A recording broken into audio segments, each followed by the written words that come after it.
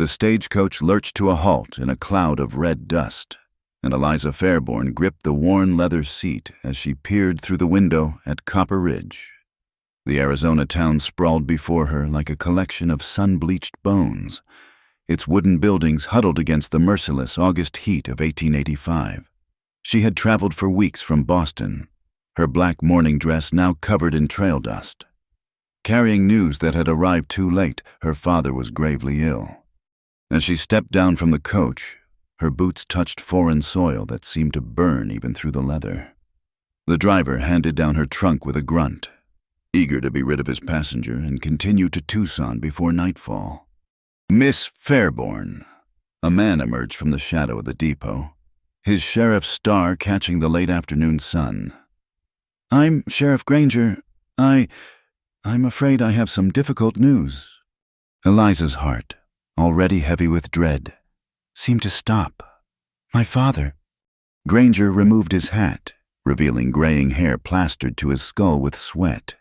"I'm sorry, Miss William Fairborn passed 3 days ago. Apache raid hit his ranch. He died defending his property." The words struck her like physical blows. She had come too late. The letters she'd ignored, the invitations to visit she'd politely declined, all of it rushed back in a wave of regret. Where is he buried?" "The cemetery, east of town. We gave him a proper Christian burial." Granger's weathered face showed genuine sympathy. "Your father was a good man. Miss stubborn as a mule about staying on that ranch, even when things got dangerous." Eliza straightened her spine, a gesture her Boston finishing school had drilled into her. "I'd like to see the ranch." "Now, miss, that might not be wise. The Apache have been bold lately. That ranch sits right on the edge of their territory." The sheriff shifted uncomfortably. "Most of the hands have already fled. Place is near abandoned." "It's my property now, isn't it?" Her voice carried more steel than she felt. Granger nodded reluctantly. "I suppose it is. I can arrange a wagon tomorrow morning. But you might want to consider selling. This ain't no place for a lady alone." As they spoke, a commotion arose from the street. Eliza turned to see a group of riders approaching, not the usual cowboys or merchants, but Apache warriors. The townspeople scattered like startled chickens, women pulling children indoors, men reaching for weapons they didn't quite draw. The riders moved with fluid grace, their horses seeming to float above the dusty street. At their head rode a man who commanded attention not through ostentation, but through sheer presence. His black hair fell past his shoulders, held back by a simple leather band. His face was angular, carved by wind and sun into something both beautiful and dangerous. He wore traditional Apache dress mixed with practical adaptations, leather leggings, a cotton shirt, and a rifle slung across his back. As the group passed, the leader's eyes swept the street and found Eliza. For a moment that stretched like eternity, their gazes locked. His eyes were black as obsidian, deep as desert nights. And in them she saw something that made her breath catch, not the savage hatred she'd been taught to expect, but intelligence, curiosity, and something else she couldn't name. The moment shattered as quickly as it had formed. He looked away, said something to his companions in Apache, and they continued through town, ignoring the hostile stares and whispered curses of the townspeople. "That's Kellen Blackhawk," Sheriff Granger said, his voice low. "War chief of the local Apache band. He's the one who—" He stopped himself, glancing at Eliza. "Who killed my father?" she finished quietly. "We don't know for certain. Could have been any of them." But his hesitation suggested otherwise. "Best you forget about that ranch. Missed nothing but sorrow waiting there." That night, Eliza took a room at the town's only boarding house, a structure that seemed held together more by habit than nails. The proprietress, Mrs. Henley, clucked over her like a mother hen, bringing her a basin of water and a simple meal of beans and cornbread. "You're William's daughter from back east," the woman said. Not quite a question. "He spoke of you often, always hoping you'd come visit." Guilt twisted in Eliza's stomach. I kept meaning to. My life in Boston. It seemed so important at the time. Life has a way of teaching us what's truly important. Mrs. Henley said gently. Your father understood. He was proud of you, having an education and all. Alone in her room, Eliza unpacked her few belongings. Everything she owned fit in one trunk, a stark contrast to the life she'd left behind. The broken engagement to Charles Worthington. The scandal that followed when she'd refused to overlook his gambling debts and mistresses. The cold shoulders of Boston society. She'd fled west seeking escape, only to arrive too late for the one person who might have understood. She stood at the window, looking out at the alien landscape. Mountains rose in the distance like ancient sentinels, their peaks painted purple by the dying light. Between here and there stretched miles of nothing sagebrush, cacti, and danger. Somewhere in that vastness was her father's ranch, her inheritance, her new prison or salvation. Despite her exhaustion, sleep wouldn't come. Every time she closed her eyes, she saw those obsidian depths, felt that electric moment of connection. It was absurd. He was Apache, possibly her father's killer. Yet something in that brief exchange had touched her in a way Charles's practiced courtship never had. The next morning dawned clear and merciless. Sheriff Granger arrived with a wagon driven by a grizzled man who introduced himself as Ezekiel Boone. I worked for your father. Miss, I am the only hand who stayed after what happened. The journey to the ranch took 3 hours through increasingly desolate country. Ezekiel filled the silence with stories of her father, his determination to make the ranch work, his fair treatment of his men, his stubborn refusal to abandon what he'd built even as tensions with the Apache escalated. He weren't like the others, Ezekiel said, expertly guiding the horses around a washout. Treated the Apache with respect when they came to trade. Of course, that didn't sit well with folks like Cyrus Blackwell. Who's Cyrus Blackwell? Ezekiel spat tobacco juice over the side of the wagon. Local rancher. Mean as a rattlesnake and twice as poisonous. Had his eye on your father's water rights. Still does, I reckon. The ranch, when it finally came into view, broke Eliza's heart. The main house still stood, but barely. Windows were shattered, the door hung askew, and scorch marks decorated one wall. The barn had fared better, but the corrals were empty, the garden trampled and dead. The Apache took the livestock, Ezekiel explained unnecessarily. What they didn't take, thieves got after word spread about your father. Eliza climbed down from the wagon, her legs unsteady. This was her inheritance, a broken dream in a hostile land. She walked to the house, pushing the door open with effort. Inside, furniture lay overturned, her father's belongings scattered and destroyed. Only one thing remained untouched, a photograph on the mantel, miraculously unbroken. It showed her as a child, sitting on her father's lap, both of them smiling. I'll stay, she heard herself say. Sheriff Granger, who had accompanied them, shook his head. Miss Fairborn, be reasonable. You can't possibly. I said I'll stay. She turned to face them, chin raised. This was my father's dream. I won't let it die with him. Ezekiel studied her with new respect. It won't be easy. Miss, the Apache. The Apache are people, she interrupted, surprising herself. My father traded with them. Perhaps they can be reasoned with. The men exchanged glances that suggested she was hopelessly naive. But something had awakened in Eliza, a determination she'd never felt in Boston's ballrooms. This land had killed her father, but it had also called to something in her blood.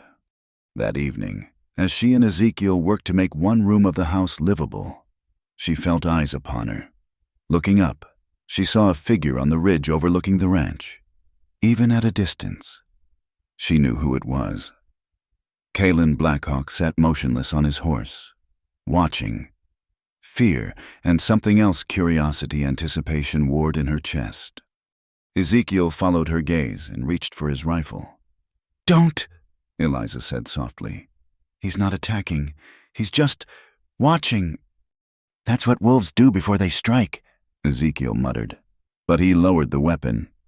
The figure remained until sunset painted the sky crimson, then vanished as if he'd never been. Eliza returned to her work, but her hands trembled slightly. She told herself it was exhaustion, fear, the strangeness of it all. But deep in her heart, she knew better.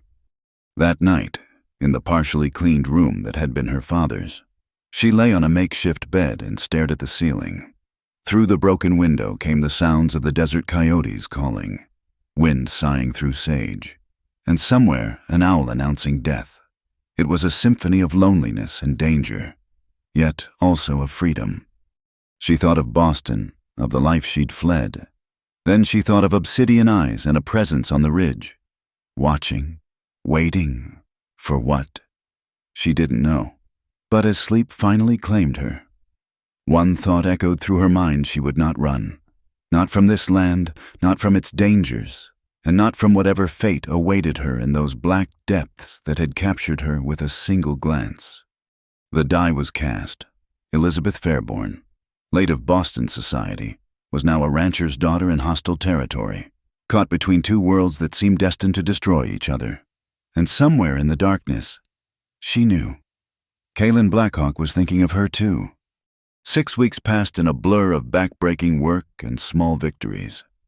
Eliza's soft hands grew calloused, her pale skin bronzed by the relentless sun. She learned to milk the 2 cows Ezekiel had managed to purchase from a neighboring ranch, to mend fences that seemed to break faster than she could fix them, and to shoot her father's Winchester well enough to discourage coyotes. The ranch remained a shadow of its former self, but it lived. Ezekiel proved invaluable, his gruff exterior hiding a loyalty that touched her deeply. He'd served with her father in the war between the states. He finally told her one evening, and owed him his life. "Your PA pulled me out of a burning building in Atlanta," he said, whittling a piece of mesquite. "Said he couldn't leave a good man behind. I followed him west after the war. Figured I'd stay until his daughter didn't need me anymore." "That might be a very long time," Eliza admitted, watching the sunset paint the mountains crimson. "I got nowhere else to be, Miss—" They'd hired 2 more hands, Miguel Cortez and his nephew Pablo, who'd lost their own small ranch to drought. The work was hard but honest, and slowly the ranch began to show signs of recovery. The vegetable garden, replanted with seeds from town, pushed green shoots through the red earth. The repaired chicken coop housed a dozen hens. It wasn't much, but it was a beginning. On a blazing afternoon in early October, Eliza was alone in the garden, coaxing water from the well to irrigate the struggling plants. Ezekiel and the Cortez men had ridden to town for supplies. She wore a simple cotton dress, far removed from her Boston finery, her hair tied back with a faded ribbon. She sensed him before she saw him, a prickle along her spine, a shift in the air. When she straightened and turned, Kaylin Blackhawk stood at the garden gate, having appeared as silently as a ghost. Her hand moved instinctively toward the rifle propped against the well, then stopped. He made no threatening gesture, carried no weapon in his hands. Up close, he was taller than she'd realized, his presence filling the space without effort. "Miss Fairborn," he said, his English accented but clear. "You work hard for a woman of the East." "How do you know I'm from the East?" Her voice came out steadier than she felt. A slight smile touched his lips. "Your hands tell the story. Soft once, like silk, now learning the language of the earth." He stepped closer, and she fought the urge to retreat. "But your spirit that was always strong, I see it in your eyes." "The way you saw my father's spirit when you killed him." The words escaped before she could stop them. His expression darkened, not with anger, but with something like regret. "Your father died as a warrior dies, defending what he loved. There is honor in such death." "Honor?" Anger flared in her chest. "What honor is there in attacking innocent ranchers?" "Innocent." Now his voice carried an edge. "Your people take our land, poison our water with their mines, shoot our game until nothing remains. Then they wonder why we fight." They stood facing each other across the garden, the weight of their people's conflict heavy between them. Yet, beneath the tension, Eliza felt that same inexplicable pull she'd experienced in town. "Why are you here?" she asked finally. "To see the woman with fire in her heart," he replied simply. "The one who stays when all others flee. You are not like the other white women who scream and faint at the sight of my people. Perhaps I'm simply too stubborn to run, or too brave." He moved closer still, and she caught his scent leather, sage, and something wild like desert wind. "Your father spoke of you when he traded with us. Said his daughter had a mind like a man's, but a heart soft as spring rain. I think he saw only half the truth." "You knew my father?" Surprise temporarily overrode her other emotions. "He was one of the few who would trade fairly with us. When the soldiers forbade selling guns or ammunition to Apache, he would leave supplies where we could find them. In return, we let his cattle graze in peace." This revelation stunned her. "But then why?" "The raid was not my choosing. Young warriors, angry over the massacre at Willow Springs, acted without wisdom. I could not stop them in time." His jaw tightened. "I regret your loss. William Fairborn deserved a better death." Eliza felt her worldview shifting like sand beneath her feet. The savage killer of her imagination was speaking of regret, of honor, of agreements kept and broken. "The sheriff said you were a war chief." "I lead when my people need leading, but war—" He shook his head. "War solves nothing. It only feeds more war. This I learned from watching your Civil War, white man killing white man until the rivers ran red." "Then what do you want?" His dark eyes fixed on hers with an intensity that made her breath catch. "I want my people to survive. I want the killing to stop. I want—" He paused, seeming to wrestle with words. "I want to know why a woman like you makes me forget the wisdom of staying apart from your kind." The admission hung between them like a living thing. Eliza's heart hammered against her ribs. This was madness. He was Apache, possibly involved in her father's death, certainly her enemy by every measure of both their societies. Yet she couldn't deny the magnetism between them, powerful as a flash flood. "You should go," she said weakly. "If my men return and find you here—" "Your men respect you. They will not act against your wishes." He studied her face as if memorizing it. "You have your father's courage, but something more. Something that calls to me like water calls to one dying of thirst." "Please," she whispered, though she wasn't sure what she was asking for. He reached out slowly, giving her time to pull away, and touched a strand of hair that had escaped her ribbon. The gesture was gentle as a butterfly's wing, yet it sent lightning through her entire body. "In my language, you would be called Brave Heart Woman," he said softly. "It suits you better than the name you carry." The sound of horses in the distance broke the spell, Ezekiel and the others returning. Colin stepped back, his movements fluid and controlled. "Be careful, Brave Heart Woman. Not all dangers come from my people. The man Blackwell watches your ranch with hungry eyes. Trust the old soldier, he sees truly." Before she could respond, he was gone, vanishing into the landscape as completely as if he'd never been. Eliza stood trembling in her garden, one hand pressed to her racing heart. When Ezekiel rode up minutes later, he found her watering plants with shaking hands. His sharp eyes took in her flushed face, the disturbed dust near the gate, and his expression tightened. "You all right, miss?" "Fine," she managed. "Just the heat." He dismounted slowly, his gaze scanning the surroundings. "Funny thing about this desert heat. Sometimes it takes the shape of a man." She met his eyes, seeing understanding there. "Ezekiel, No need to explain. Miss, your PA." He understood that not everything's black and white out here. The Apache, they're people too, good and bad mixed together same as us. He began unloading supplies from the wagon. "Just be careful. The heart don't always choose wisely." That night, Eliza lay sleepless again, but for different reasons. Every time she closed her eyes, she felt that gentle touch, heard that deep voice calling her brave heart woman. It was impossible, what she was feeling. Dangerous beyond measure, yet she couldn't stop remembering the pain in his eyes when he spoke of the endless cycle of war. Couldn't forget that her father had secretly helped his people. Outside, a wolf howled at the moon, and its mate answered from across the valley. The sound was lonely and wild and free, speaking of desires that civilization could never tame. Eliza pressed her face into her pillow, trying to shut out the sound, the memories, the yearning that threatened to consume her. She thought of her mother's teachings about proper behavior, about the boundaries that must never be crossed. But her mother had never stood in a desert garden while a warrior looked at her with eyes that promised both danger and salvation. Her mother had never felt her entire world tilt because an enemy had touched her hair with heartbreaking gentleness. As dawn approached, Eliza made a decision. She would not seek him out that way, lay only disaster. But neither would she flee if he came again. She was done running from difficult choices, done hiding behind society's rules. Whatever this was between them, she would face it with the courage he claimed to see in her.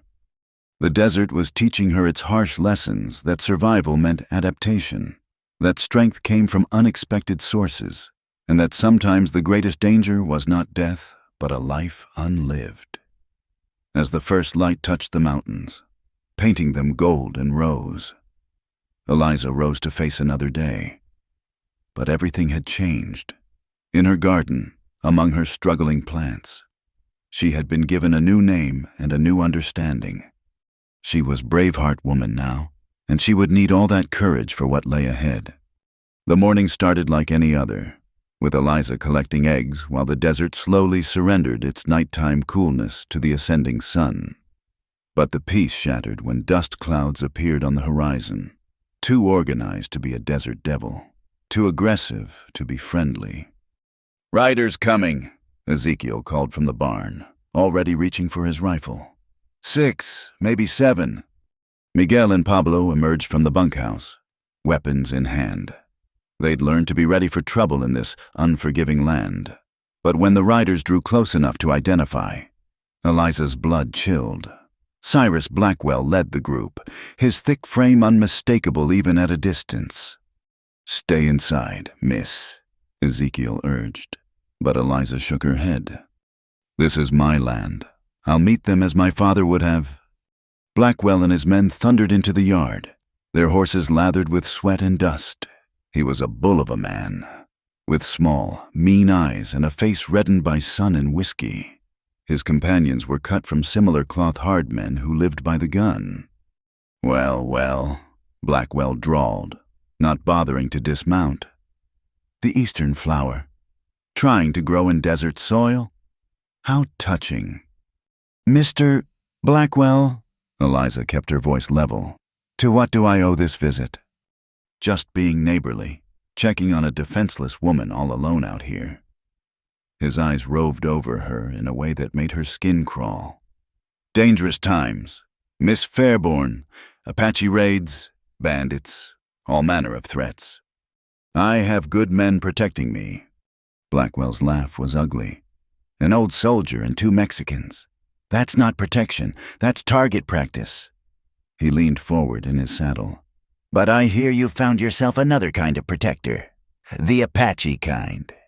Ice formed in Eliza's stomach, but she kept her expression neutral. "I don't know what you mean." "Don't play coy with me, woman. My men saw Blackhawk here yesterday. Saw you two talking real cozy-like in that garden."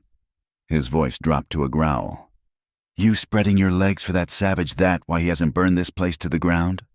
Ezekiel stepped forward, rifle raised. "Watch your tongue, Blackwell, or I'll cut it out for you." Blackwell's men shifted hands toward weapons, but their leader held up a hand. "No need for unpleasantness. I'm here to make the lady an offer." He fixed his piggy eyes on Eliza. "Sell me this ranch. I'll give you enough to get back east where you belong. Otherwise," he shrugged, "accidents happen. Apache lover like you might find herself in the middle of one." "Are you threatening me?" Mr. Blackwell. Offering protection. See, when folks hear you've been consorting with the enemy, they might take justice into their own hands, but under my protection, as my woman, you'd be safe. The implication hung in the air like a poisonous cloud. Eliza felt bile rise in her throat but forced it down. I'm not selling, and I'm certainly not in need of your protection. Blackwell's face darkened. You think you're too good for me, a woman who lets a savage touch her. He spat in the dirt. You're already ruined, girl. I'm offering you more than you deserve. Get off my land. Eliza's voice carried a strength she'd discovered in these past weeks. Now. This ain't over, Blackwell snarled. When the Apache come for you and don't expect help from decent folk, you've chosen your side. He wheeled his horse around. But before he could spur it forward, new riders appeared on the ridge. Eliza's breath caught. Kalen Blackhawk sat his horse like a statue, flanked by 4 warriors. They made no aggressive moves, simply watched. Blackwell's hand went to his gun, but hesitated. 5 Apache warriors, even at distance, were not to be taken lightly. This proves it, he hissed at Eliza. You're his whore. The word had barely left his mouth when an arrow sprouted from the ground inches from his horse's hooves. The animal reared, nearly throwing him. On the ridge, one of the warriors lowered his bow. Kalen rode forward alone, descending the slope with casual grace. He stopped just outside the yard, his dark eyes taking in the scene with quick intelligence. The woman asked you to leave her land, he said calmly. A wise man would listen. You dare, Blackwell started, but Kalen cut him off. I dare much for those under my protection. His gaze never wavered from Blackwell's face. This woman has shown courage and honor. She tends her land, treats all people with respect. These are qualities my people value. Can you say the same? Blackwell's face turned purple with rage. She's a white woman. She belongs with her own kind. She belongs where she chooses to belong. Kalen's voice remained steady, but Eliza saw his hand shift slightly, ready to reach for the rifle across his back. And I protect what is mine. The possessive claim sent shockwaves through everyone present. Eliza felt heat flood her face, but also a strange thrill. Ezekiel muttered something under his breath. Blackwell looked like he might explode. Yours, he sputtered. You savage bastard! You can't— I do. Kalen urged his horse a few steps closer. Know this, Blackwell. Any harm that comes to this woman or her people, I will consider an act of war against me personally, and unlike the young warriors who raided before, I do not leave survivors to carry tales. The threat was delivered without heat, which made it all the more chilling. Blackwell's men shifted nervously, clearly wanting to be elsewhere. They knew Colin Blackhawk's reputation, a warrior who'd fought the Mexican army, the Confederate raiders, and the URS, cavalry with equal skill. The army will hear about this, Blackwell blustered, but he was already backing his horse away. They'll come for you, savage, and for your white whore, too. This time the arrow came from Colin himself, drawn and fired in one fluid motion. It sliced through Blackwell's hat, sending it flying. The next one goes through your throat, Kalen said conversationally. Leave, now. Blackwell and his men fled, spurring their horses into a gallop that raised a dust cloud visible for miles. On the ridge, the Apache warriors remained motionless until the riders were specks in the distance. Kalen dismounted, approaching Eliza with concern in his eyes. Did they harm you? No, She found herself trembling now that the danger had passed. You said I was under your protection, that I was yours. Something shifted in his expression, vulnerability flickering through his usual control. I spoke truth as I see it. From the moment our eyes met in town, you became part of my spirit. I tried to deny it, to remember the wisdom of separation. But the heart— He touched his chest. The heart knows its own path. Ezekiel cleared his throat. Miss Eliza, perhaps we should all go inside. Those warriors on the ridge might get nervous. Kaelin smiled slightly. They wait only for my signal. They will not harm you, old soldier. You protected Braveheart, woman. That makes you a friend. Still, Ezekiel persisted. Might be best to continue this conversation with a roof overhead, fewer eyes watching. Eliza found herself nodding. Would you come inside, all of you? She looked up at the warriors on the ridge. Cullen studied her face, then made a gesture. The 4 warriors began descending. You invite Apache into your home. Your people would call this madness. My people aren't here, Eliza said simply, and I'm tired of letting fear decide my actions. Minutes later, her small kitchen held the strangest gathering imaginable.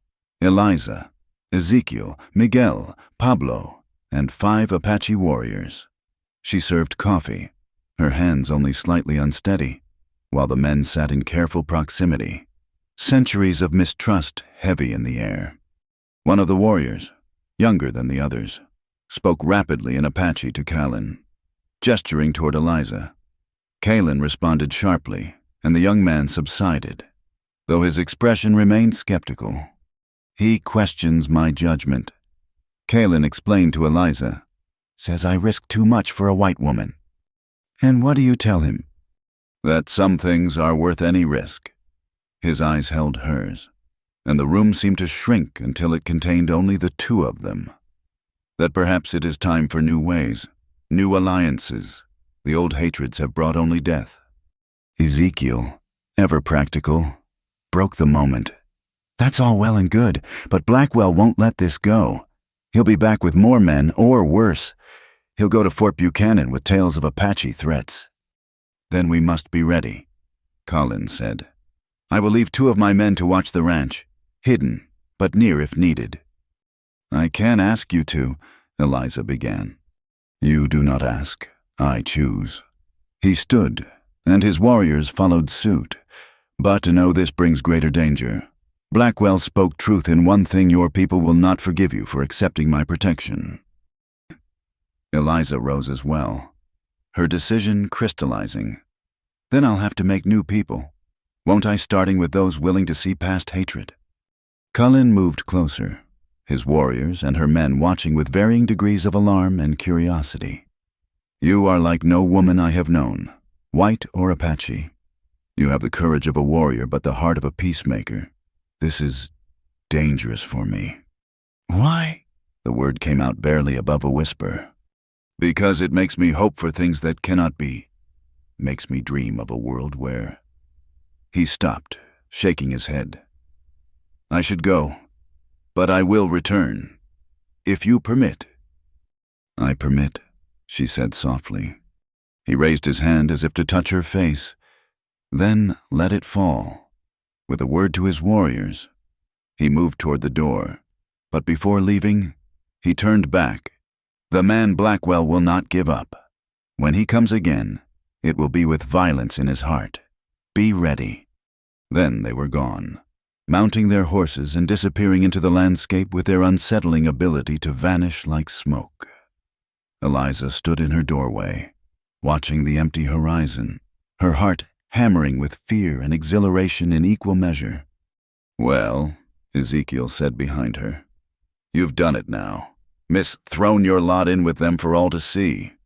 She turned to face him, seeing concern but not condemnation in his weathered face. Have I made a terrible mistake? Ezekiel. The old soldier considered. Maybe.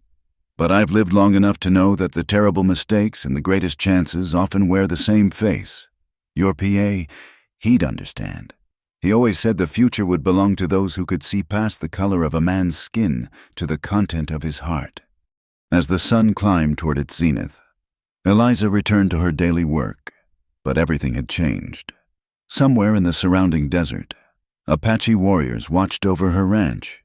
In town, Cyrus Blackwell was certainly spreading poison about her, and in her heart, barriers she'd never thought to question were crumbling like adobe in rain. The price of Colin Blackhawk's protection would be high, perhaps everything she had. But as she worked in her garden, remembering his voice calling her brave heart woman. She found she was willing to pay it. Some chances, as Ezekiel said, were worth any risk. The desert nights grew colder as October waned, and with them came a different kind of warmth. Kaylin began visiting in the evening hours, when the work was done and the stars emerged like scattered diamonds. At first, he came alone, materializing from the darkness to sit with Eliza on the rough-hewn bench Ezekiel had built beside the house. Their conversation started carefully, dancing around the magnetic pull between them. But gradually, walls crumbled like the ancient ruins that dotted the landscape. Kaylin spoke of his childhood, of learning to track before he could properly walk, of his grandmother who taught him that true strength lay not in the bow or rifle, but in wisdom. "My father believed only in war," he told her one night, his face silvered by moonlight. "He saw the white man coming like a flood and thought to stop it with blood. But you cannot stop a river by fighting it.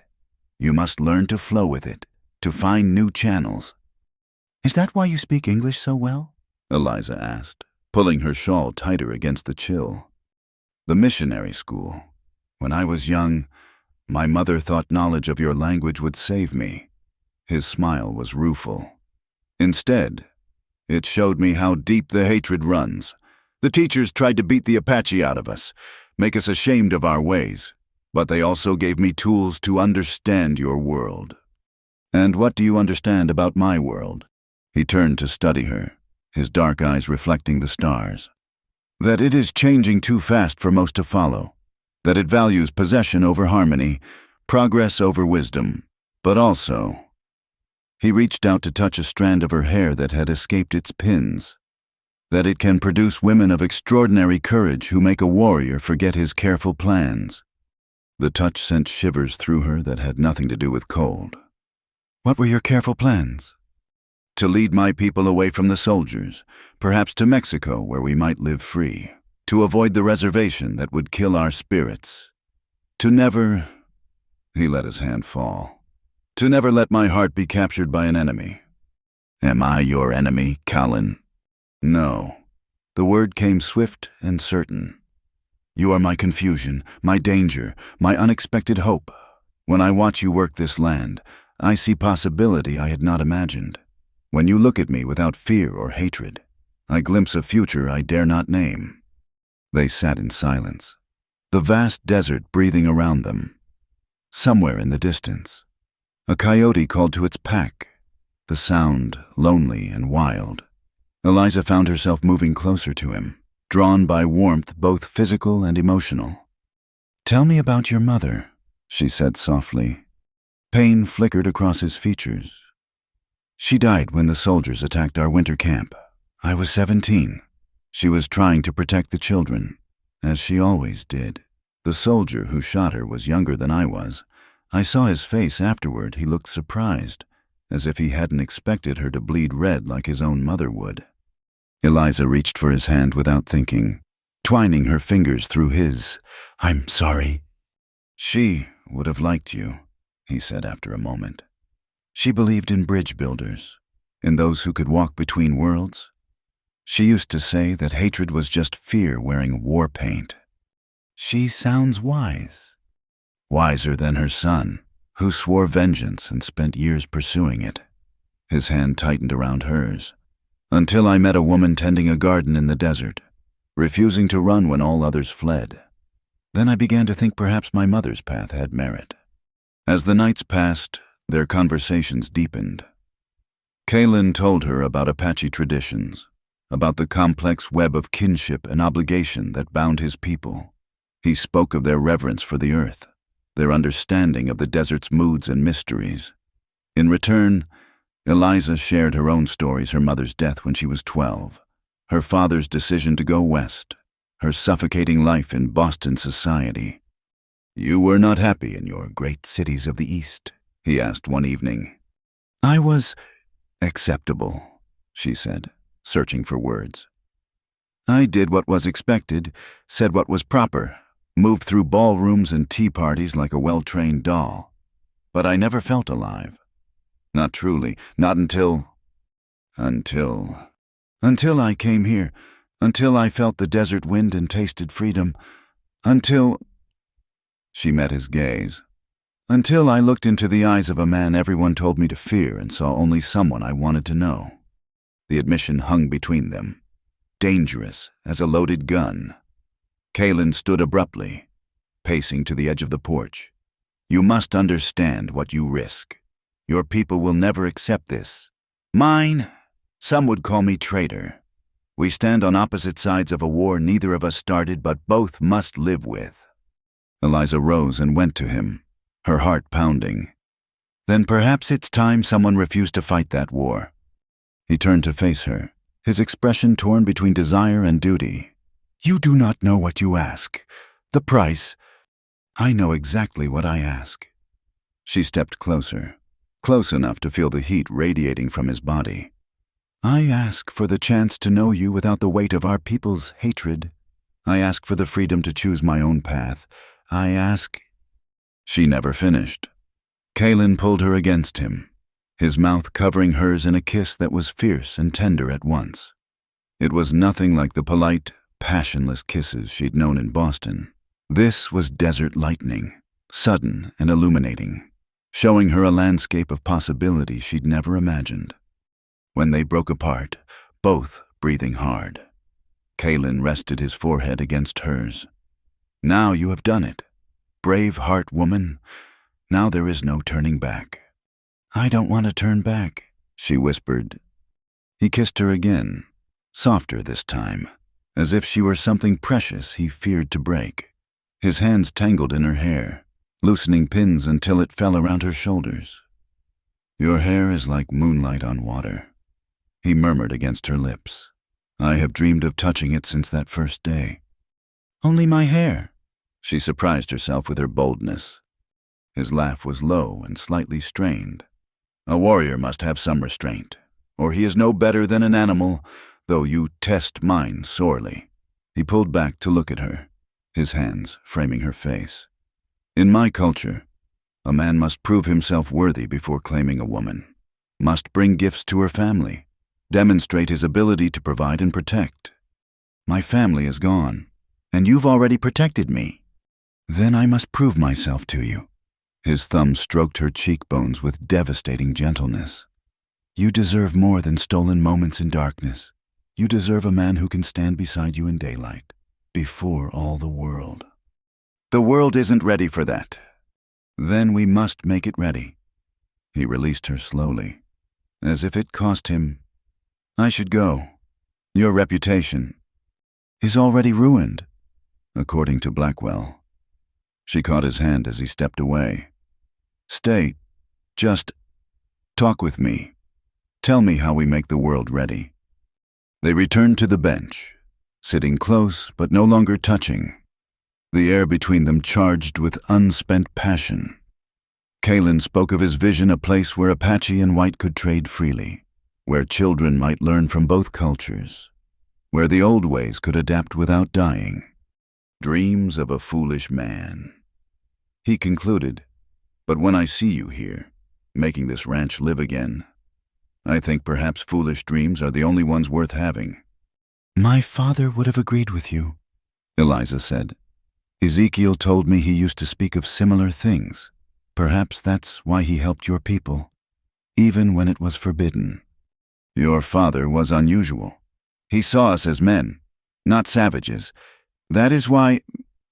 Kaelin hesitated, then continued. That is why I tried to stop the raid. I was coming to warn him, but the young warriors moved too quickly. Their anger over Willow Springs burned too hot for wisdom. Eliza absorbed this revelation, another piece of the puzzle falling into place. You tried to save him. I failed. The words carried a weight of guilt. Another reason I should not be here, touching his daughter, dreaming of impossible futures. Or perhaps exactly why you should be here. Eliza countered. Perhaps this is how we honor him, by building the bridge he believed in. Colin studied her in the starlight. Each time we meet, you surprise me more. The women of my people are strong, but you have a different kind of strength, like water that wears away stone soft but unstoppable. Is that good? It is terrifying, he admitted, and wonderful, and it makes me believe that perhaps— He stood again, this time with finality. I must go, but I will return tomorrow, and the day after, until you tell me to stop. Then you'll be coming for a very long time. He smiled, the expression transforming his serious face. That is my hope. He moved toward his horse, then paused. Eliza, for that is how I think of you in my private thoughts, be very certain. Once we walk this path together, there will be no returning to what was before. What was before brought only loneliness and lies, she said firmly. Whatever comes, it must be better than that. He mounted his horse with the fluid grace that never failed to mesmerize her. Then I will see you tomorrow. My Braveheart woman, dream well. He melted into the darkness, leaving Eliza alone with her tumultuous thoughts. She sat on the bench until the cold drove her inside, reliving every word, every touch, every moment of connection. In her room, she looked at herself in the small mirror Ezekiel had salvaged from the ruins. Her hair was wild from Callan's hands, her lips still swollen from his kisses. She looked nothing like the proper Boston lady she'd been just months ago. That woman would have been horrified at her behavior, scandalized by her desires. But that woman had never truly lived, had never felt her heart race at the sound of approaching hoofbeats, never known the exhilaration of choosing her own path despite all consequences. That woman had been a shadow. The woman in the mirror was real, alive, burning with purpose and passion. She was Braveheart woman, and she was ready for whatever tomorrow would bring. The morning arrived with thunder not from the sky, but from dozens of hooves pounding across the desert floor. Eliza woke to Ezekiel's urgent shout, "Soldiers coming full company!" She dressed hastily, her fingers fumbling with buttons as her mind raced. Had Blackwell made good on his threat? Were they coming for Callan through her window? She could see the dust cloud approaching, the blue uniforms becoming distinct against the red earth. By the time she reached the yard, the cavalry had arrived. At their head rode Captain Jonathan Mercer, a man whose weathered face spoke of years on the frontier. Beside him, looking triumphant, sat Cyrus Blackwell. Miss Fairborn. Captain Mercer touched his hat brim. I apologize for the early hour, but we've received disturbing reports. Reports of what nature, Captain? Eliza kept her voice steady, though her heart hammered. That you've been harboring Apache hostiles. That Callan Blackhawk has been seen on your property multiple times. His gray eyes were not unkind, but duty hardened them. These are serious allegations. Blackwell couldn't contain himself. I told you, Captain, she's been consorting with that savage, betraying her own race. Mr. Blackwell, I'll handle this, Mercer said firmly. He dismounted, his men remaining in formation. Miss Fairborn, I knew your father. William was a good man, which is why I'm giving you this chance to explain. At that moment, as if summoned by the mention of his name, Callan appeared. He rode in openly from the north, flanked by 4 warriors. The soldiers immediately raised rifles, tension crackling like lightning before a storm. Hold, Mercer commanded. No one fires without my order. Callan stopped just outside rifle range, his posture relaxed but ready. Captain Mercer, it has been some time. Blackhawk. Mercer's voice carried grudging respect. You've got sand? Riding in like this? I come under the white flag of council, Callan replied, producing a white cloth tied to his lance. To speak truth before lies poison the water beyond cleaning. Blackwell sputtered with rage. You can't trust him. Captain, he's a murderer. As are many men in this territory, Callan said calmly, including some who hide behind the law's protection. His dark eyes fixed on Blackwell with cold contempt. Mercer looked between them all, then made a decision. Dismount and approach. Blackhawk, your men stay back. My men will hold fire as long as the peace holds." It was a tense moment as Cullen swung down from his horse and walked forward, every soldier tracking his movement. He stopped a few paces from Mercer, close enough to speak without shouting. "Miss Fairborn is under my protection." Kalen stated simply, "This is true, but she harbors no hostiles. She threatens no one. She works her land in peace, as her father did." "Protection." Mercer's eyebrows rose. "That's an interesting word choice. Care to elaborate?" Eliza stepped forward before Kalen could answer. "Captain, if I may speak freely." "By all means. Miss Fairborn." She took a deep breath, knowing her next words would change everything. "Mr. Blackwell came here days ago, making threats and improper advances. When I refused his offers, he promised to see me ruined. Colin Blackhawk defended me when my own people would not. If that makes me a traitor, then so be it." "She admits it," Blackwell crowed. "Arrest her." "On what charges?" Eliza turned on him, her anger finally breaking free. "That I spoke with an Apache man, that I accepted help when threatened, that I refused to see all Apache as mindless killers when evidence of my own eyes says otherwise." "The evidence of your eyes?" Mercer asked quietly. "My father traded with Blackhawk's people for years, peacefully. He was killed by young warriors acting without authority. Colin himself tried to prevent it." She met Mercer's gaze steadily. "I choose to build on my father's vision of peace rather than perpetuate hatred." "Peace?" Blackwell laughed harshly. "Is that what you call it when you let him put his hands on you, when you—" The words died as Cullen moved, faster than thought. In one fluid motion, he had Blackwell by the throat, lifting him partially off the ground. Soldiers shouted, rifles swinging toward him. "Choose your words very carefully," Kalen said softly, his voice carrying despite its quietness, "or they will be your last." "Stand down," Mercer barked at his men. Then, to Kalen, "Release him. This helps nothing." For a moment, violence hung in the air like smoke. Then Kalen opened his hand, letting Blackwell stumble back, gasping. "A man who threatens women deserves no mercy, but for her sake, you live." "Captain," Eliza said urgently, "I need you to understand.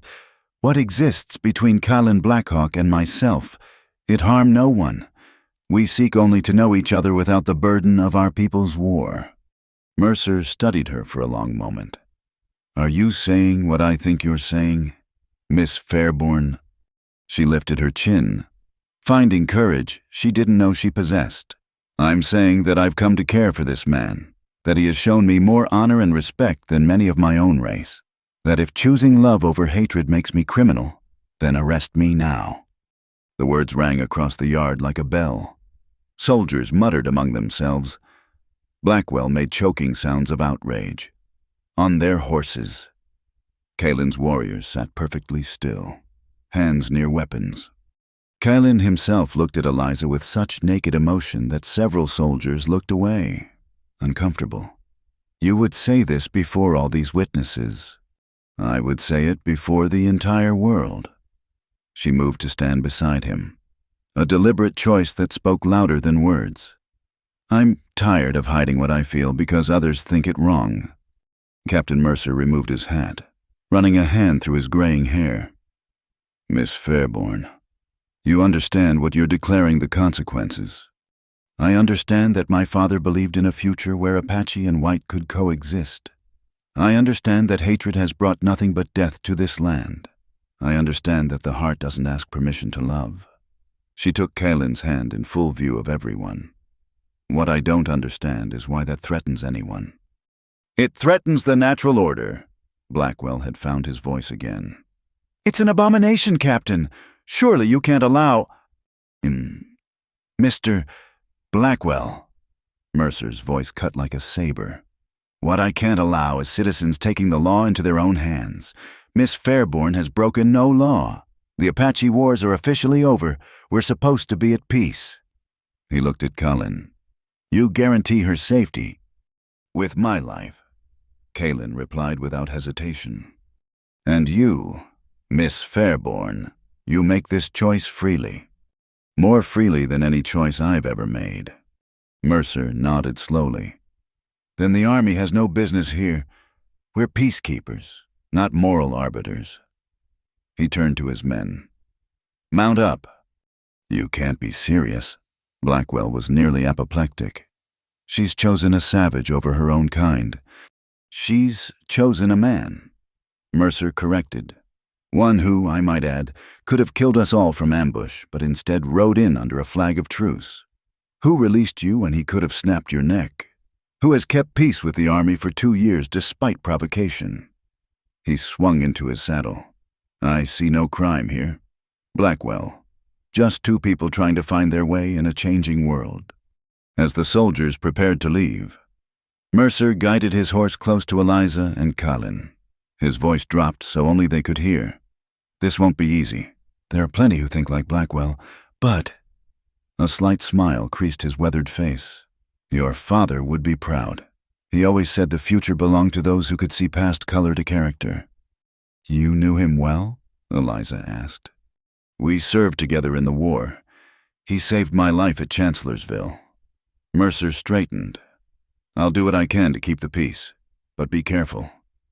Blackwell won't forget this humiliation." As the cavalry rode away, Blackwell trailing behind, still shouting threats and curses, a strange silence fell over the ranch. Eliza realized she was still holding Colin's hand, their fingers intertwined for all to see. "You spoke dangerous words," Kalin said quietly, "words that cannot be taken back." "I meant every one." He turned to face her fully, his free hand rising to cup her cheek. "My brave heart woman, you humble this warrior with your courage." Then, before the watching eyes of his men and hers, he kissed her. Not the desperate passion of hidden moments, but a declaration as clear as any words. When they parted, Ezekiel cleared his throat. "Well, that tears it. No going back now." But he was almost smiling. "Your PA always said you had more spine than sense." Guess he was right. Kalin's warriors had ridden closer during the confrontation. Now, one of them, the youngest who had questioned before, dismounted and approached. He spoke in rapid Apache to Colin, then turned to Eliza. In heavily accented English, he said, "You have great heart. I see why my chief chooses you." He removed a beaded band from his arm and offered it to her. "For protection. You are family now." Eliza accepted the gift with tears in her eyes. "Thank you." As the morning sun climbed higher, painting the desert in shades of gold and red, Eliza looked around at the strange gathering in her yard. Apache warriors, Mexican vaqueros, a grizzled ex-soldier, and herself, all united by something stronger than the divisions that should have kept them apart. "What happens now?" she asked Colin. "Now," he smiled, and it transformed his face. "Now we live, we build, we show others that their fear is misplaced." His expression grew serious again. "But first, we prepare. Blackwell will not accept this defeat. He will return." "Then we'll be ready," Eliza said firmly. "All of us, together." The word hung in the air like a promise, like a prophecy. Together, Apache and white, man and woman, past and future. It was a dangerous word in this divided land. It was also the only word that mattered. As they turned to face whatever came next, Eliza felt the fear that had shadowed her life in Boston finally lift. She had declared herself before the world, chosen love over safety, truth over acceptance. There would be a price, there always was. But standing beside Colin, feeling the solid strength of his presence, she knew she would pay it gladly. The sun rose higher, and the desert bloomed with possibility. Captain Mercer proved as good as his word. Within a week, he returned to the ranch with a proposal that surprised everyone.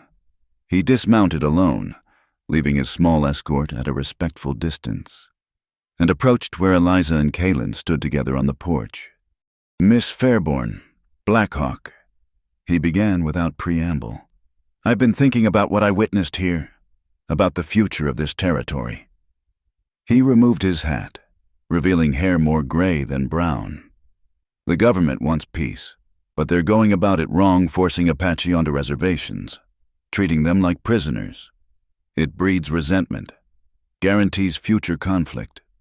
"What are you proposing?" Captain Kylan asked, his hand resting protectively on Eliza's shoulder. "A different way. A trading post, right here on this ranch. A neutral ground where Apache and settlers can meet, trade, learn from each other." Mercer's weathered face showed cautious hope. The Army would recognize it as official, provide protection if needed, but it would be run by people both sides trust. Eliza felt her heart leap. "You mean—" "I mean you two, a white woman and an Apache chief, working together, showing others it can be done." He smiled slightly.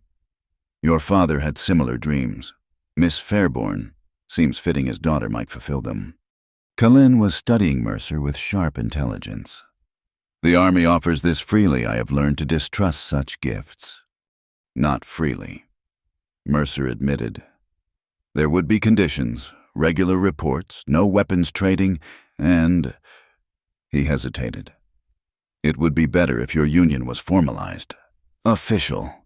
Makes it harder for men like Blackwell to cause trouble." "You mean married," Eliza said softly. "In the white way." "And in mine," Kylan added. "My people must accept this too, or it means nothing." They exchanged glances, a whole conversation in a look. They had spoken of the future, dreamed of it. But this made it real, concrete, irreversible. "Yes," Eliza said firmly. "We accept." "Both parts," Kylan confirmed. "The trading post and the marriage. But it must be done properly, honoring both traditions." Mercer nodded, relief visible on his face. "I'll start the paperwork. In the meantime," he glanced around the ranch, "you'll need to prepare. Word will spread fast. Some will come to trade, others to cause trouble." Over the following weeks, the ranch transformed. What had been a struggling homestead became a hive of activity. Kylan's people began visiting openly, helping construct additional buildings, a proper trading post, storage facilities, guest quarters. Apache women taught Eliza their crafts while she shared her knowledge of Eastern farming techniques. The cultural exchange wasn't without friction. Some of Kylan's warriors remained suspicious, while several of Eliza's hired hands quit rather than work alongside Apache. But others came curious settlers, Apache bands seeking new possibilities, Mexican traders who saw opportunity. Through it all, Eliza and Kylan worked side by side, their partnership deepening with each challenge faced. He taught her to read the desert's signs, to understand the complex web of relationships that governed Apache life. She helped him navigate the bureaucratic maze of permits and regulations the trading post required. "Your world has so many papers," he complained one evening, looking at the stack of documents requiring his mark. "We seal agreements with words and honor." "And my world breaks such agreements too easily," Eliza replied, showing him where to sign. "The papers protect us, give us legal standing." He caught her hand as she reached for another form. "Is that why you accept this official marriage, for protection?" She met his dark eyes steadily. "I accept it because I want the whole world to know you're mine, as I am yours. The protection is just additional benefit." He pulled her into his lap, the papers forgotten. "You continue to surprise me, brave heart woman. Each day I think I know you, and each day you show me new depths." "Is that troublesome?" she teased, her arms winding around his neck. "It is wonderful," he murmured against her lips. "Like the desert after rain, always revealing new life." Their wedding date was set for the spring equinox, a time of balance and new beginnings. Both communities would participate, creating something unprecedented in the territory. But as the day approached, tensions mounted. Threatening messages appeared nailed to fence posts. Unknown riders were spotted watching the ranch. Blackwell hadn't been seen in town for weeks, which worried Eliza more than his presence would have. planning something," she said to Ezekiel one morning, watching storm clouds gather over the mountains. "It's too quiet." The old soldier nodded, checking his rifle for the 100th time. "Men like him don't forgive humiliation. But we're ready. Between your Apache guards and the men here, we can handle whatever comes." What came was beyond their preparation. 3 nights before the wedding, Eliza woke to the smell of smoke. Fire! She rushed from her room to find the trading post ablaze. Flames already licking at the main house. Shouts erupted across the compound as everyone scrambled to fight the inferno. In the chaos, she didn't notice the riders until too late. Masked men swept through, throwing torches, shooting at anyone who tried to stop them. Eliza grabbed her father's rifle, firing at shadows dancing in the hellish light. "Where's Black Hawk?" someone shouted. "Get the Apache bastard!" Ice filled Eliza's veins. This wasn't random violence, it was an assassination attempt. She fought through the smoke, searching desperately for Colin. She found him near the burning trading post, organizing the firefighting efforts, exposed and vulnerable. "Colin!" Her scream came just as she saw the masked rider raising his gun. Without thinking, she threw herself forward, knocking Kalin aside as the shot rang out. Pain exploded through her shoulder, spinning her to the ground. "Eliza!" Kalin's roar was barely human. In one fluid motion, he scooped up her fallen rifle and fired, the masked rider toppling from his horse. Then he was beside her, pressing his hand to her bleeding shoulder. "No, no, stay with me!" The battle raged around them. But Eliza was aware only of Kalin's face above hers, stark with fear. I'm all right," she managed. "Just my shoulder." "You fool woman," he said, his voice breaking. "You beautiful, brave fool. You could have been killed." "So could you." She reached up with her good arm to touch his face. Worth it. The raiders were retreating now, driven off by the combined force of Apache warriors and ranch hands. The fire still raged, but bucket brigades were containing it. The trading post was lost, but the house and barn would survive. As Ezekiel appeared with medical supplies, Eliza heard a familiar voice among the captured raiders. Her blood chilled. "Blackwell." Cullen's expression went deadly. "See to her," he told Ezekiel, then strode toward where Miguel and Pablo held an unmasked Cyrus Blackwell. "Wait!" Eliza struggled to sit up. "Kalin, no, we need him alive for testimony." He paused, visibly fighting for control. When he turned back, his face was stone. "You are right. Death is too merciful for one who attacks under cover of darkness. Who burns what others build?" He looked at Blackwell with contempt. "You will face white man's justice. Let them see what their hatred brings." Captain Mercer arrived with the dawn, having received word of the attack. His fury at seeing the destruction was cold and controlled. "You've overplayed your hand. Blackwell, arson, attempted murder, leading a vigilante raid. You'll hang for this." "I'd rather hang than see this abomination," Blackwell spat. "A white woman lying with a savage." Mercer's fist cut off his words, sending him sprawling. "That's enough, Mrs. Santos," he called to Miguel's wife, who had come to help tend the wounded. "Is Miss Fairborn able to travel?" "She shouldn't," Maria Santos replied. "But she insists she will stand for her wedding if she has to crawl there." "That's not necessary," Mercer said.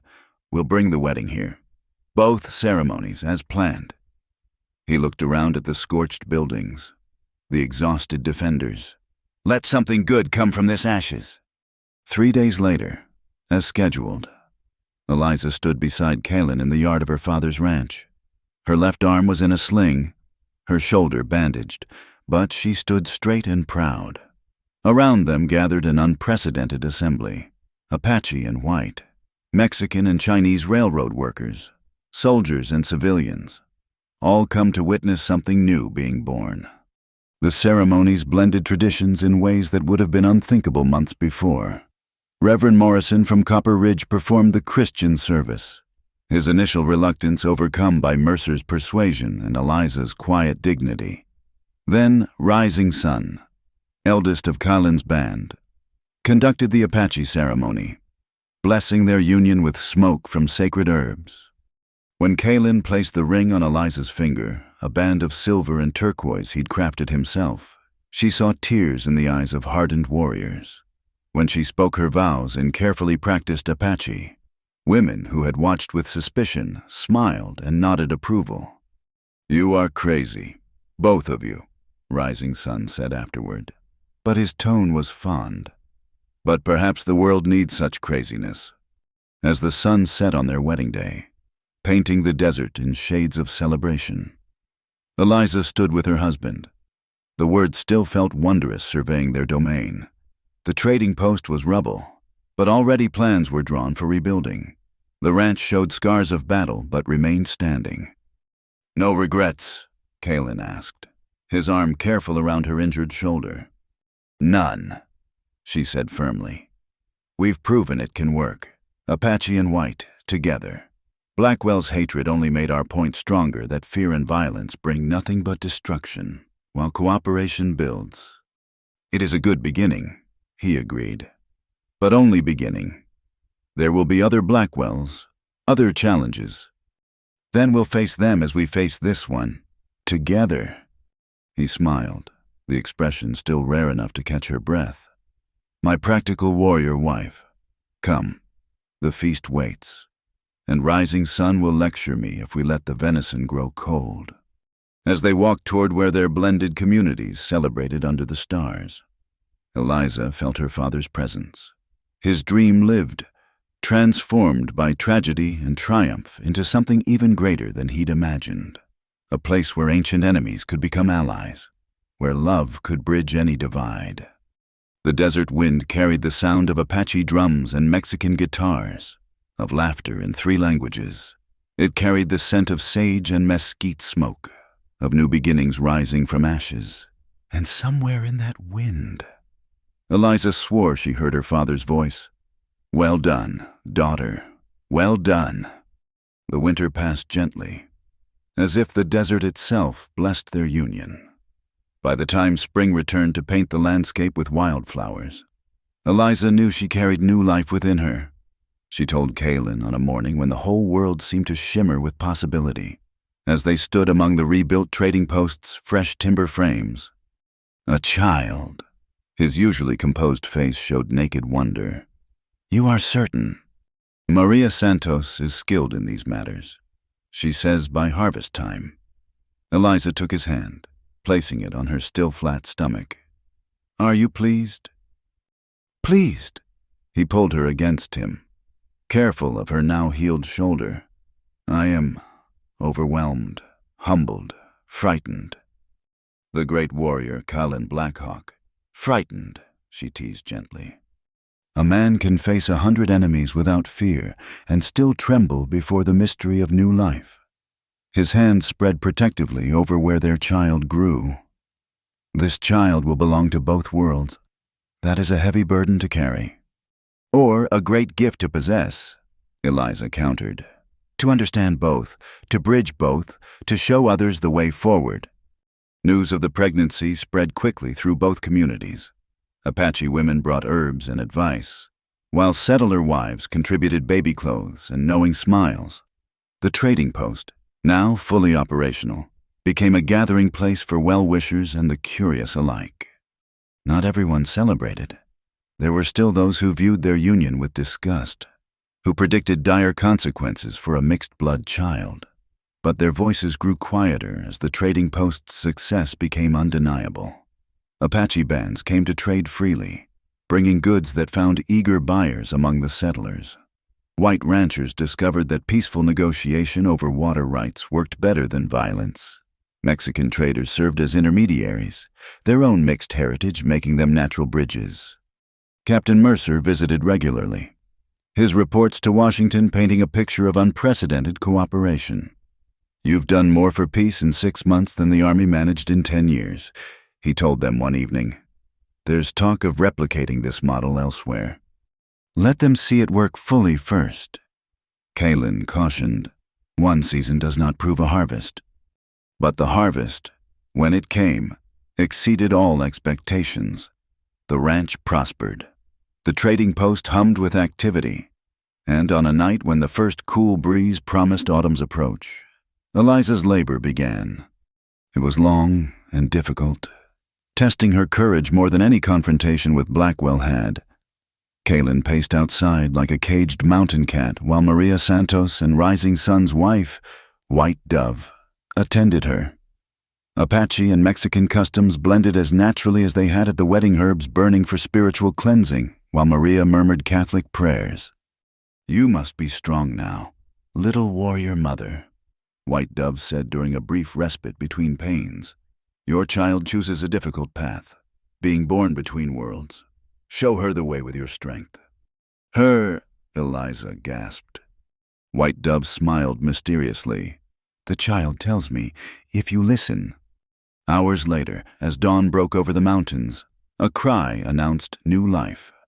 Kaylin burst through the door, propriety forgotten, just as Maria placed a squirming bundle in Eliza's arms. "A daughter," Maria announced, healthy and loud, like her mother. The baby was perfect, a shock of dark hair like her father's, but with her mother's lighter skin and, when she finally opened them, eyes that held flecks of both brown and green. Looking at her, Eliza felt a love so fierce it took her breath away. "What shall we name her?" she asked Kaylin, who knelt beside the bed with an expression of awe. "In Apache tradition, children receive names that speak their nature," he said softly, one finger gently stroking the baby's cheek. "But she must have a white name too, for the world she will walk in." They debated gently as the baby nursed, settling finally on a name that honored both heritages: Sarah, for Eliza's grandmother, and Morning Star in Apache, for the hope she represented. But almost immediately, everyone began calling her simply Ithaca, from the Apache word for hope, which seemed to suit her best.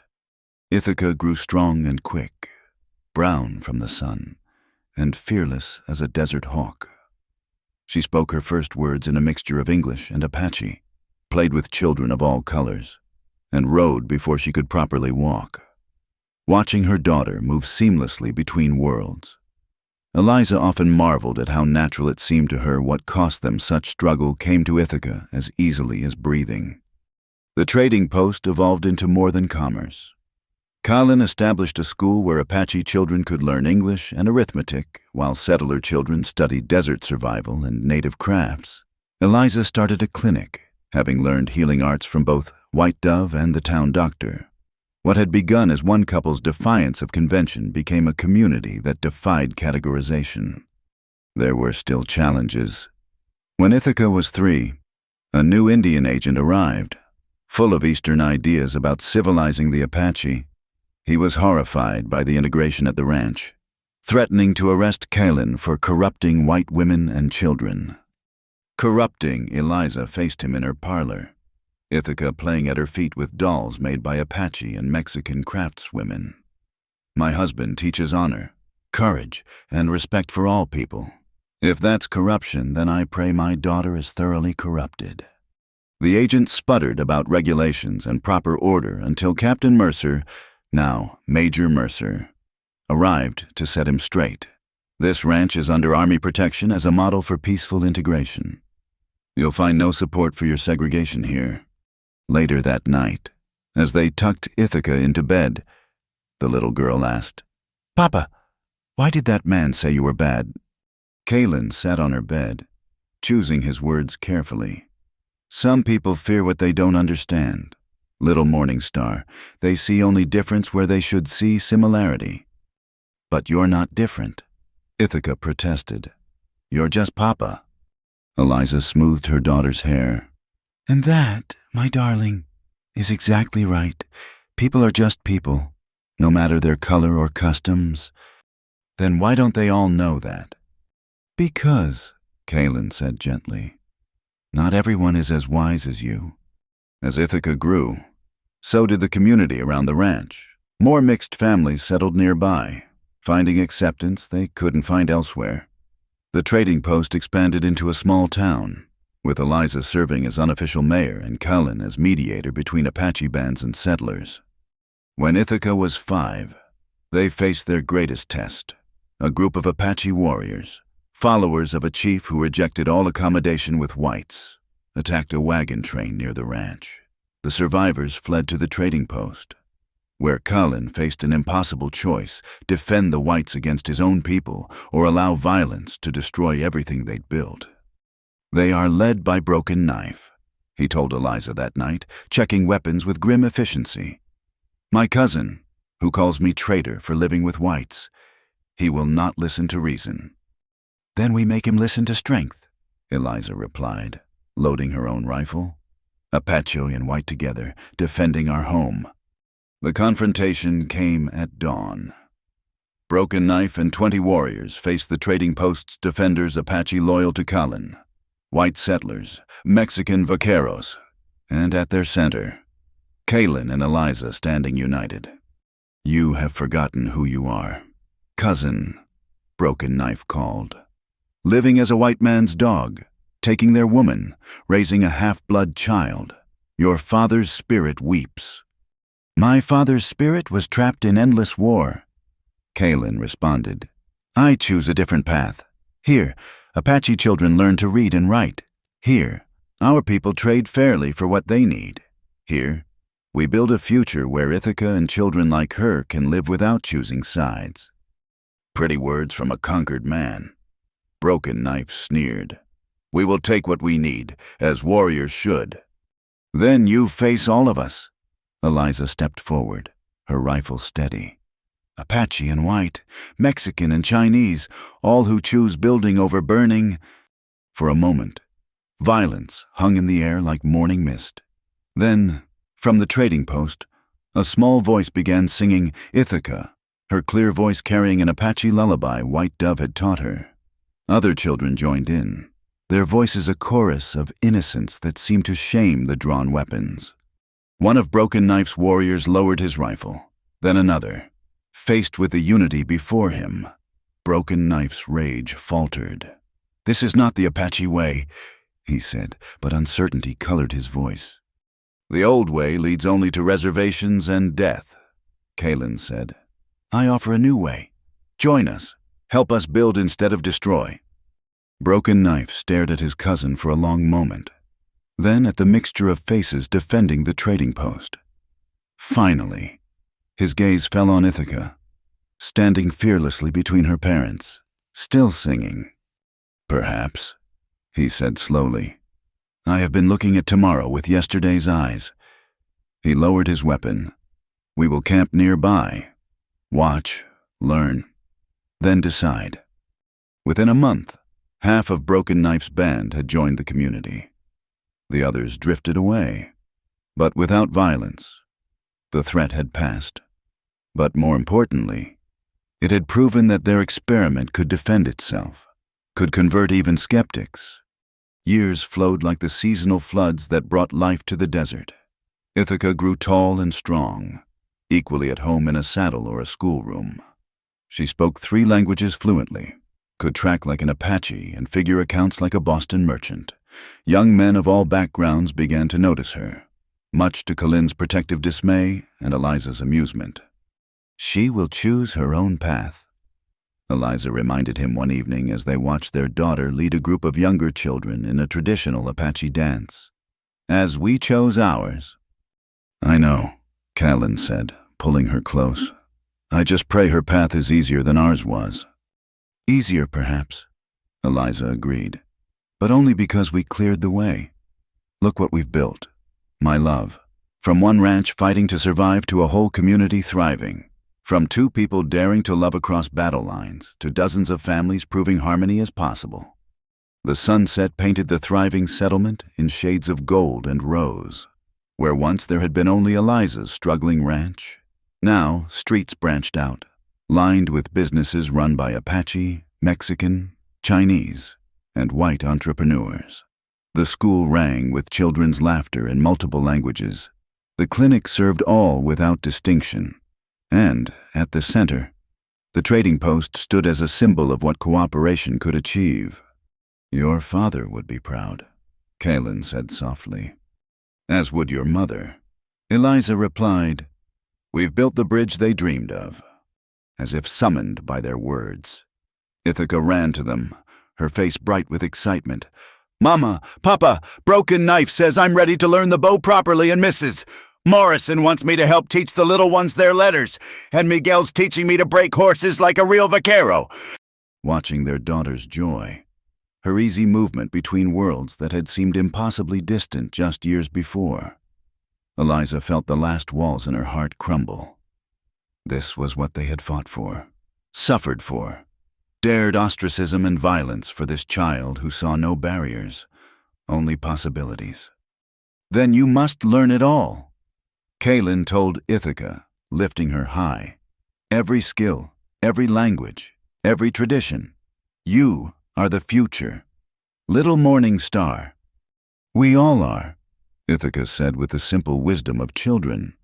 All of us together. And in that moment, with their daughter in their arms and their community spreading before them like a promise fulfilled, Eliza knew that every choice, every risk, every moment of fear and doubt had been worth it. They had not just built a trading post or a ranch or even a town. They had built a new world, one heart at a time.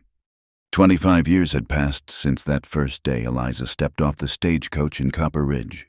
Now, silver threaded through her hair, and lines mapped the joys and sorrows of a life fully lived across her face.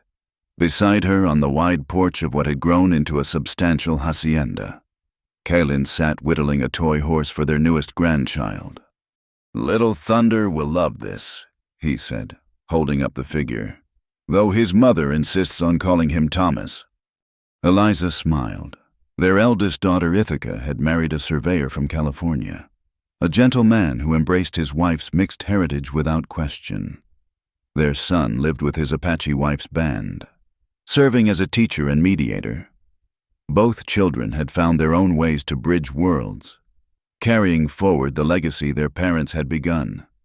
He can be both, Eliza said, as she always had. Thomas for the census takers, Little Thunder for his spirit. The view from their porch encompassed a small town now, officially named Harmony Springs. The trading post had evolved into a general store run by Miguel's son. The school had expanded into an academy that drew students from 3 territories. Apache, Mexican, Chinese, and white businesses lined the main street in cheerful disorder. It wasn't paradise. Prejudice and misunderstanding still arose, but it was proof that different paths existed. Riders coming, Kaylin observed, his keen eyes still sharp despite the years. Government, by the look of them. Eliza sighed. What do they want now? Over the years, they'd hosted senators, generals, and bureaucrats, all come to study their experiment in integration. Some left inspired, others skeptical. But none could deny the prosperity and peace that reigned here while violence plagued other frontier towns. The riders proved to be a congressional delegation, led by an earnest young man who introduced himself as Theodore Whitman, assistant to the Commissioner of Indian Affairs. Mrs. Blackhawk, Mr. Blackhawk. I bring greetings from Washington and a proposal. We're listening, Eliza said, though she and Kaylin exchanged wary glances. Government proposals rarely boded well. The president wishes to formally recognize Harmony Springs as a model community. More than that, he wants to establish similar communities across the West, with you two as advisors. Whitman's enthusiasm was infectious. Think of it, your vision spread from Texas to California. Our vision, Colin said slowly, was never about government programs. It grew from necessity, from individuals choosing cooperation over conflict. But surely you see the benefit of official support, Whitman pressed. Resources, protection, legitimacy. So, Mr. Whitman, Eliza interrupted gently. Walk with us? They led him through the town, past the blacksmith shop where an Apache man shaped shoes for a white rancher's horses, past the bakery where a German woman sold bread made from Apache mesquite flour, past the clinic where their daughter-in-law, a Chinese herbalist, worked alongside a white doctor and an Apache healer. "This works," Eliza explained, "because it grew naturally, because people chose it, fought for it, believed in it. The moment government tries to mandate harmony, it becomes another form of control." "Then what do you suggest?" Whitman asked, clearly struggling to understand. Kaylin paused before the school, where children of all backgrounds played together during recess. "Tell your president this, don't try to recreate Harmony Springs. Instead, remove the barriers that prevent other communities from finding their own way. Stop forbidding Apache children from attending white schools. Stop preventing legitimate trade between peoples. Stop treating us as problems to be solved rather than people trying to live." They returned to find Ithaca waiting on the porch, her young son in her arms. She'd inherited her mother's determination and her father's quiet strength, making her a natural leader in the community. "Mother, father," she said after Whitman had departed, promising to convey their message. "There's something you should see." She led them to the old barn, now converted to a meeting hall. Inside, the entire community had gathered hundreds of faces representing the beautiful complexity of their shared life. Mayor Santos Miguel's eldest stepped forward. 25 years ago, 2 people dared to love across the divide of race and culture. Today, we celebrate not just their anniversary, but what their courage created this place where all our children can grow free. What followed was an outpouring of gratitude that left both Eliza and Colin speechless. Apache warriors who had once questioned Kaylin's choices spoke of profitable trades and preserved traditions.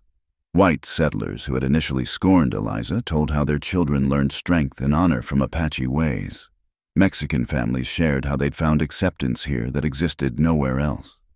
As the sun set, painting the desert in familiar shades of gold and crimson, Eliza and Kaylin found themselves alone again on their porch.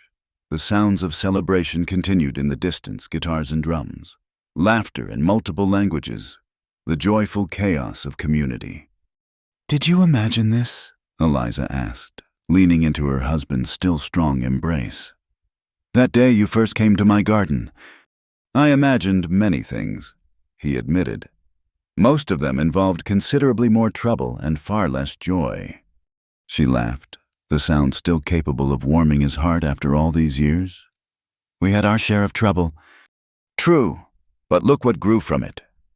He gestured toward the town, their legacy in wood and stone and human connections. "Your father's dream expanded beyond his imagining. Our dream now, all of ours." They sat in comfortable silence, watching the first stars emerge. In the distance, a coyote called, and another answered the eternal song of the desert, unchanged by all their human struggles and triumphs. "I need to tell you something," Kaylin said eventually. "Rising Sun is dying.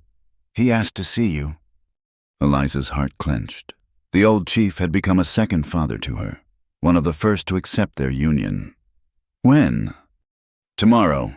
He says he wants to give you something." The next morning, they rode to the Apache camp in the hills, now a permanent settlement allied with Harmony Springs. Rising Sun lay in his wickiup, ancient now but still commanding respect. His eyes lit when he saw Eliza. "Brave heart woman," he said in Apache, which Eliza now spoke fluently. "I go soon to join my ancestors, but first, this." He pressed something into her hands, a necklace of turquoise and silver, old beyond memory. "This belonged to the first mother of our people. It passes to women of great courage, who birth new worlds. You have earned it." Tears flowed freely down Eliza's face. "Grandfather, I cannot—" "You can. You must. Give it to your granddaughter when her time comes. Let it remind future generations that courage is not the absence of fear, but action despite it." Rising Sun died 3 days later, with Eliza and Kaylin beside him. His funeral brought together Apache bands from across the territory and hundreds from Harmony Springs, as they watched his body committed to the earth with both Apache and Christian rites. Eliza felt an era ending. But that evening, as she helped her granddaughter prepare for bed, She saw the future clear before her. Little Sarah Morningstar, called simply Hope by most, wore her mixed heritage like a crown. She would never know the weight of choosing between worlds because her grandparents had already borne that burden. "Grandma," Hope said, fingering the turquoise necklace Eliza wore, "will you tell me the story again about how you and Grandpa met?" Eliza settled into the rocking chair Ezekiel had made years before his peaceful death. "Well, it began with a stagecoach and a dusty town." As she spoke, weaving the familiar tale, Kalen appeared in the doorway. He listened with a soft smile, hearing their history transformed into legend. When Hope finally drifted to sleep, they stepped onto the porch once more. "She'll retell that story someday," Kalen observed, "perhaps to her own granddaughter. And each time it will grow and change, like all good stories do." Eliza took his weathered hand in hers. "Do you think they'll understand what it cost, what it meant?" "Does it matter?" He pulled her close. This woman who had been worth every sacrifice, every hard choice, every moment of doubt. "We didn't do it for understanding or glory. We did it because our hearts gave us no choice." "No," Eliza agreed, thinking of that long-ago moment when obsidian eyes met hers across a dusty street. "No choice at all." The stars wheeled overhead, eternal witnesses to human struggle and triumph. Somewhere in the desert, an Apache lullaby drifted on the wind, sung by a mother to a child who would know no barriers between peoples. In the town, families of all colors prepared for sleep, secure in the peace two people's courage had won. And on their porch, Eliza and Colin sat together, their life's work spread before them, not in the buildings or the prosperity, but in the connections that bound stranger to stranger, heart to heart, future to past. "Worth it?" he asked, as he had so many times before. "Worth everything," she answered, as she always did. The desert night embraced them, and in its vast silence lay the promise that love, courage, and determination could indeed change the world one choice, one heart, one unlikely love at a time. Thank you for listening to this tale from the Old West. If you're enjoying these stories of love conquering the impossible, drop a comment and let us know where you're listening from. We love connecting with fellow Western romance enthusiasts around the world. Don't forget to subscribe to From Wild West for more stories that prove love knows no boundaries. Share your thoughts below. What touched your heart most about Eliza and Kalen's journey? Until next time, partners, keep believing in the power of love to change the world.